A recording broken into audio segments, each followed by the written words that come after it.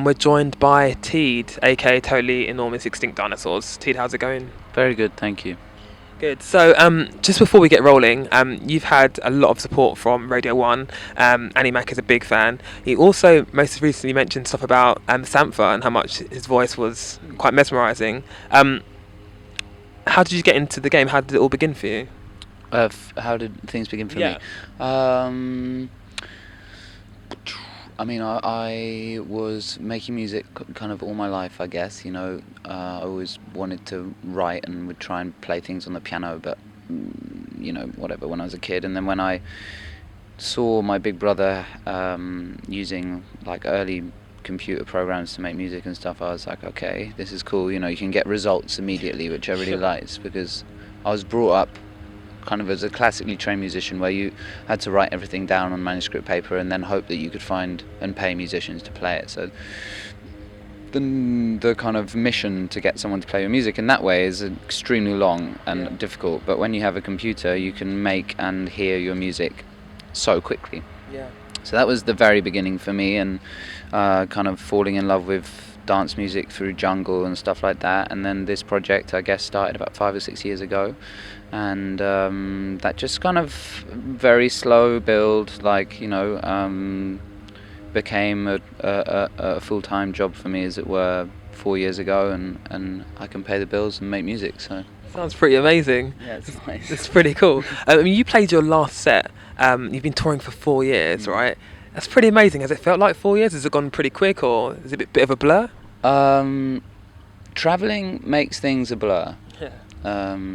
It's very hard to kind of think back and really place things in order. Luckily, one of the things is that there was definitely kind of moments where things moved up a gear and things changed, you know, like albums and certain tours, certain kind of UK tour here or whatever, and the first time I did a big thing in America and stuff like that, those kind of stand out. But yeah, it's been kind of crazy, and now to kind of come to the end of this huge cycle is kind of feels kind of right, you know. It feels nice to finally turn the next page and look at the next chapter and wonder what the fuck I'm gonna do, and a new album and stuff like that. But I think with first albums, this is what a lot of people do, because they tour a bit before and then they release a record and they tour a bit afterwards, and it's just this huge thing, you know. It's this almost like it's the beginning huge step of a career, and then maybe with the next album the touring will be slightly less. I hope so, you know. It'll be more kind of concise. Sure. But yeah, it feels good. So talking about the next chapter a bit, are you thinking about like changing things up a bit, like massively, or are you going to keep with the same sound, or are these all things you're kind of filtering out and thinking about now? I think you know, I have certain goals that are just very kind of broad things, like, you know, make my music as honest as possible, try and, you know, make it really from the heart, and not be too cynical about the music industry, and just kind of do my thing. Naturally, two things will happen. My sound will sound different, because it's been, you know, 2 years since I've really worked on something, but also it's still me, so I think it will be recognizably me, you know. Certainly to me and my friends, and so yeah, it's very hard to know exactly what it's going to sound like, but I mean, I'm more excited than anyone to hear it, if that makes sense. Yeah. So, I mean, you remix the likes of, like, you know, some really big artists, like Professor Green, like Lady Gaga, like a number of other people. Is there anyone out there that you still would like to, like, produce for, or like work with, or have you kind of want to stick to your own thing and kind of focus on you now? I've been working a bit with this singer called Banks. She's based out in LA, and she's incredibly talented, and doing a few tracks with her, and did a few collaborations this year with Dylan Francis and Eats Everything. That's been really nice, kind of to keep my hands dirty, and now I think really I'm just going to be focusing on my own thing. I would love to do more remixes. I love remixing, and I've had some amazing people come to me and ask, you know, but I've just had to say, you know, I've had to say no purely on the basis that I've got to find time to write my own music, because without that, like, you know, it ends. Yeah. So yeah. Definitely. So, what's the first track you remember listening to, like as a youngster, and you were like, actually, I want to do this? What's been your kind of iconic song? Everyone has one. I have one. I don't know if I should talk about it because it's not about me. But oh god, maybe I shouldn't talk about. I remember listening to. I don't think even Beej knows this. But I remember listening to Shaka Khan's "Ain't Nobody" years ago. That's one of my iconic songs, and from that I was like, actually, music is amazing. And there's like a lot of other that follows that. Like I like the whole garage scene and the garage following, but that's kind of more about me. But yeah, so it's all about you. Is anything kind of, is it going to be an embarrassing song, or is it pretty much a... That is a very good song. You kind of saw the light to. I think that is a. I've seen people go crazy to that all my life. It's such a good song. I mean, there were various moments. Like I remember the first track I like queued up on a turntable at my sister's 18th birthday party. I guess I was like 10 or something. Was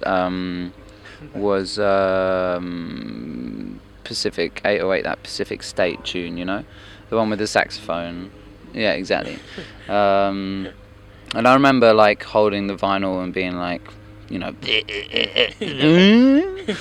like I thought that was cool. But it was really jungle music that really like turned me on electronic music. That was the first, because I was such a snob when I was a kid. Like coming from classical music, I expected so much in intelligence and craftsmanship in music. And house music and techno music, that 4/4 beat to me was kind of insulting. Obviously, I've got over that.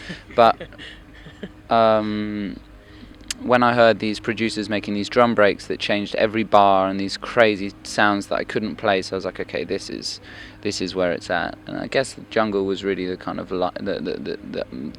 seeing the light moment for me. And just that was from stealing tapes from my brother's bedroom and stuff. It wasn't like there was a certain track. I mean, I couldn't even find. That's why I started DJing, because I heard that music on tape and I was like, where do I get this? Like, I don't know which track is starting and when it finishes. I don't know who the people are. Like. And he said, you have to start buying records. So I went and got a turntable and spent all my money on vinyl for many years. Far out. Yeah. Wow. Okay, well, just to wrap things up, as we're at our Unknown Festival, is there anything about you that is unknown to the world outside? So anything that you haven't told people about? If you've got like, as a twin brother that you've locked away somewhere in a basement, or I have no twin brother, and I'm not going to lock anyone in a basement. What has come to light over the past few days is that I'm an incredibly bad swimmer. Okay. Wow. Everyone else can do at least 2.5 lengths underwater. I can only do 1 and a bit. Fair enough. I can't really breaststroke very well. I can't front crawl at all. And I was going to teach myself how to dive properly, but the pool's too shallow. But yeah, that's really something I've realised, and I guess I'm the first person you're the first person I'm sharing that with. So. Wow. There's an exclusive. I can't swim very well, which I feel shit about. I feel like everyone should be able to swim. Yeah. But There's still time, don't worry. There's still time, yeah, exactly. I'm not worried. So I've got a selfish question. Yeah. What's the best place you played at? The best, I mean, there have been so many standout things. This summer, some of the Eastern European shows actually have been really good. We just had a really fun time in Budapest like a month ago, which is a great city. Like I've got it, it's a get. We did that it's cool, huh? Yeah, it's awesome. What a cool city and what a cool crowd and festival, and that was great. We had a good time at that. I mean, there's been so many, and the other night here was really special as well. It was such a nice crowd for us, so kind of like warm and friendly, and I was nervous before that show, and I haven't been nervous for a long time. I guess I was nervous because it was like it really marked the end of something for me, and I was like, okay, from tomorrow onwards, I'm kind of taking the next step, and that was scary. Yeah. I'm nervous. Yeah, I like it though. Yeah, it means you still love it, so it's really, if you didn't get nervous, that's when you'd be worried after that. Yeah, absolutely. Awesome. T.E.E.D, you've been fantastic. Thanks so much for having us. Much appreciated. Thank you.